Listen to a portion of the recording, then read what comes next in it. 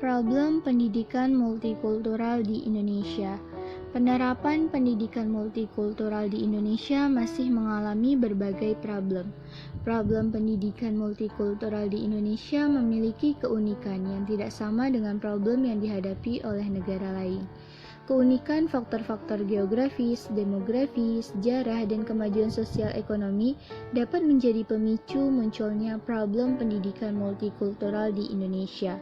Kesadaran akan pentingnya kemajemukan mulai muncul seiring gagalnya upaya nasionalisme negara, yang dikritik karena dianggap menekankan kesatuan daripada keragaman.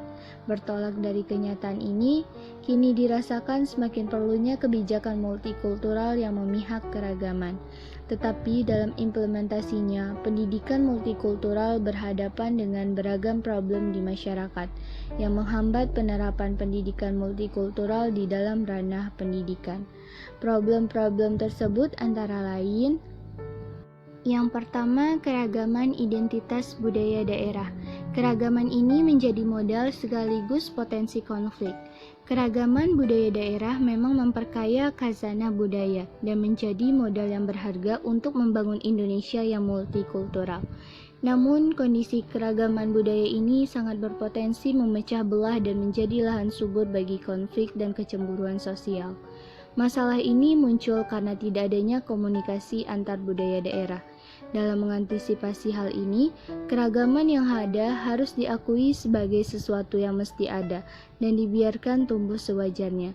Selanjutnya, diperlukan suatu manajemen konflik agar potensi konflik dapat terkoneksi secara dini untuk ditempuh langkah-langkah pemecahannya, termasuk di dalamnya melalui pendidikan multikultural.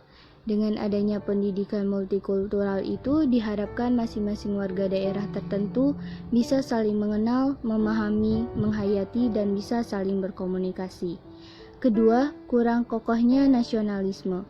Pancasila sebagai pandangan hidup bangsa, kepribadian nasional, dan ideologi negara berfungsi sebagai integrating force. Saat ini Pancasila kurang mendapat perhatian dan kedudukan yang semestinya sejak isu kedaerahan semakin semarak. Persepsi sederhana dan keliru banyak dilakukan orang dengan menyamakan antara Pancasila dengan ideologi Orde Baru yang harus ditinggalkan. Nasionalisme perlu ditegakkan, namun dengan cara-cara yang edukatif, persuasif, dan manusiawi, bukan dengan pengerahan kekuatan. Sejarah telah menunjukkan peranan Pancasila yang kokoh untuk menyatukan kedaerahan ini. Kita sangat membutuhkan semangat nasionalisme yang kokoh untuk meredam dan menghilangkan isu yang dapat memecah persatuan dan kesatuan bangsa.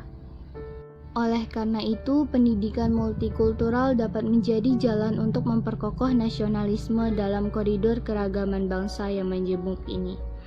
Yang ketiga, konflik kesatuan nasional dan multikultural.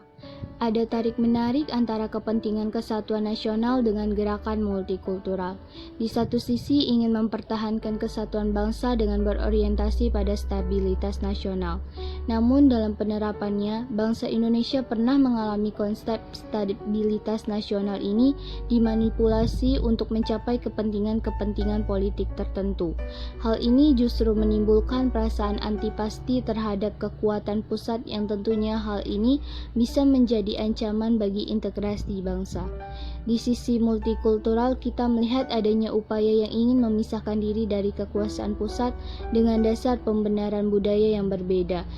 Oleh karena itu, pendidikan multikultural diharapkan dapat menjembatani berbagai perbedaan ini, agar tidak terjadi benturan antara kesatuan nasional dan multikultural.